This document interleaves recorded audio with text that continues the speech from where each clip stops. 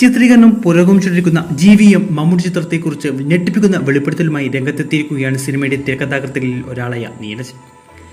ചിത്രത്തിലെ മമ്മൂക്കയുടെ കഥാപാത്രത്തെക്കുറിച്ചുള്ള സൂചനകളാണ് നീരജ് പുറത്തുവിട്ടിരിക്കുന്നത്. അതുപ്രകാരം പ്രൈവറ്റ് ഡിറ്റക്റ്റീവായിട്ടാണ് മമ്മൂട്ടി ചിത്രത്തിലെത്തുക. എന്നാൽ ഇതൊരു കംപ്ലീറ്റ് ത്രില്ലർ മൂഡിലുള്ള സിനിമയായിരിക്കില്ല, പകരം കോമഡിക്കും പ്രാധാന്യമുള്ള ചിത്രമായിരിക്കും. ഷെർലക് ഹോംസിന്റെ ലൈനിൽ രസകരമായ കഥാപാത്രത്തെയാണ് മമ്മൂട്ടി അവതരിപ്പിക്കുന്നത് എന്നാണ് നീരജ് പറഞ്ഞിരിക്കുന്നത്.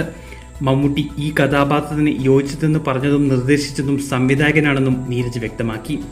ഈ അടുത്ത കാലത്തായി സീരിയസ് റോളിൽ ചെയ്ത പ്രേക്ഷകരെ ഞെട്ടിച്ച മമ്മൂക്ക ഇത്തവണത്തെ പ്രേക്ഷകരെ രസിപ്പിക്കുമെന്ന് കരുതാം.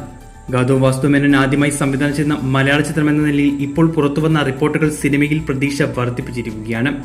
ടർബോയുടെ വമ്പൻ വിജയത്തിന് ശേഷം മമ്മൂട്ടി കമ്പനിയുടെ ബാനറിൽ മമ്മൂക്ക നിർമ്മിക്കുന്ന 6ാമത്തെ ചിത്രം കൂടിയാണിത്. കന്നഡ താരം സുസ്മിത ഭട്ടാണ് ചിത്രത്തിലെ നായിക.